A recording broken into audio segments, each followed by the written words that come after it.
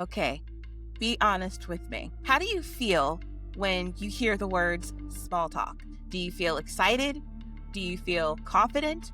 Or do you want to run for the hills? If you're a fluent English speaker but still struggle to connect in casual conversations, especially with colleagues, patients, or clients, you're not alone. Today, I'll share 5 practical tips to help you not only survive small talk, but actually enjoy it.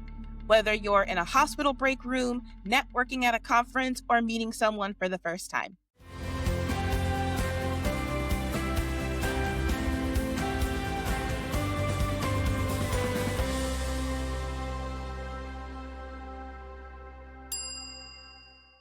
Hello, everyone. Welcome to Frustrated to Fluent. I'm Devin Bruce. I'm the founder and CEO of the English Communication Academy. We help non native English speakers in healthcare communicate effectively with their patients, colleagues, and staff. Now, today I'm going to be talking about small talk.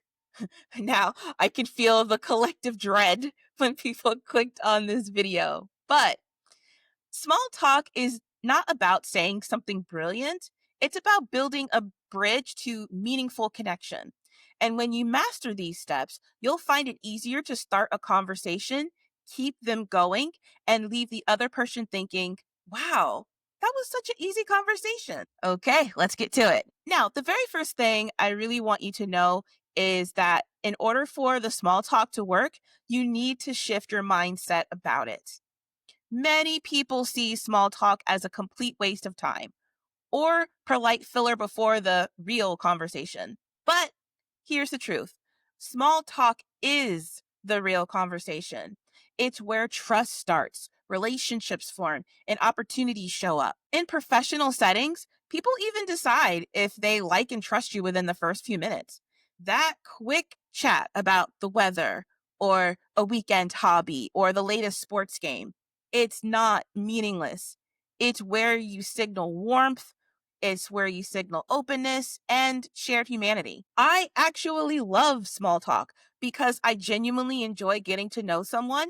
And the best way to do that is with those small, quote unquote, meaningless conversations. I can't even begin to tell you how many opportunities that I've had, both professionally and personally, because I genuinely have an interest in to know people. And the best way to do that is to have those small conversations. That's your door, that's your open. That's literally how you get to know people. So the best way to start shifting your mindset about small talk is before going into a situation where you might make small talk, remind yourself, this isn't a test of my English.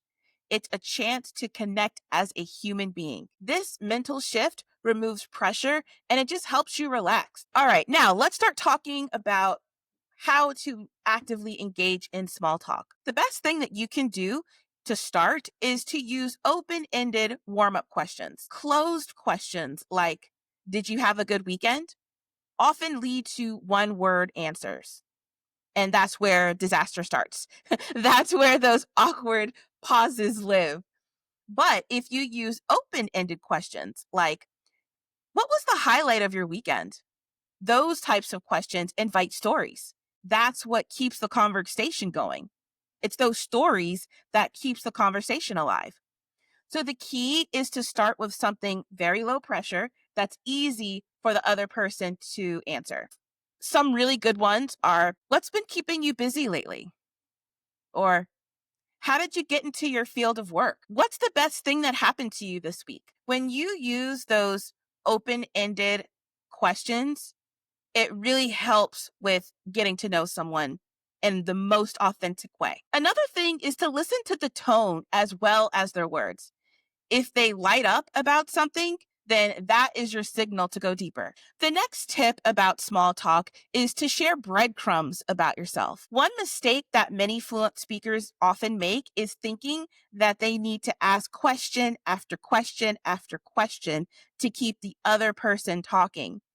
But small talk is like tennis. You need to hit the ball back too. So, breadcrumbs in this case are those short personal details you drop into the conversation that invite the other person to ask you more. For example, if someone asks, how's your day going? You could say, I'm fine, or it's fine. Or you could say, it's pretty good. I just finished preparing for a talk I'm giving next week. That little breadcrumb, a talk I'm giving next week, it completely opens the door for them to ask, oh, what's your talk about? The magic here is giving them something to react to without launching into a 10-minute monologue. Another tip is to build on what they say. Now, this is where most small talk either dies or it thrives. Let's say someone mentioned that they just started reading a new book. You could simply say, oh, that's nice. Or you could build on it. You can say, oh, that's interesting. What made you choose that book? Or what's it about? Or you can even connect it to your own experience. If it's a book that you are genuinely interested in or you've heard about it, you can say, yeah, I've been meaning to read more this year. What do you like about it so far? When you build on their words and you show genuine interest, the key word is genuine interest. It keeps the energy flowing and it makes the conversation feel natural instead of forced. Another tip about small talk, and this one is huge, is to know your exit lines. Not all small talk is meant to last forever. Sometimes you just need to wrap it up gracefully without leaving things very awkward. Here are a few smooth exits that you could use. Oh, it was great catching up. Let's chat again soon. Or, all right, I'll let you get back to it. But this was really nice. Thanks for the conversation. I hope the rest of your day goes well. These exit lines keep things very professional and leave a positive final impression. You could also do a follow up. So, it was great catching up. Let's chat again soon. Can I reach you by email? Or, I'd better let you get back to it, but this was really nice. When would you like to talk again? Those are the types of things that takes the conversation from small talk to building a genuine connection with someone. Now, here's something that I want you to understand about small talk. Small talk is a skill, not a personality trait.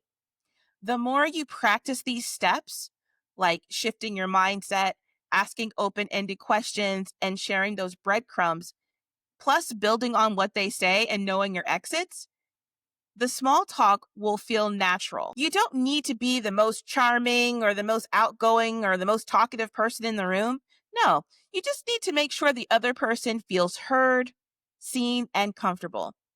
That's how you turn a quick hello into a real connection. All right, if this video helped you, please hit like and subscribe.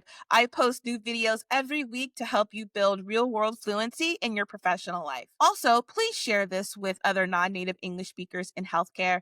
I am on a mission to close the language gap in healthcare. And if you want to go deeper, please join us in our 5-day challenge. It's free and you'll learn how to speak clearly, calmly, and confidently in situations that matter to you the most. And the best part is that it's designed for people in healthcare. It only takes a couple of minutes a day.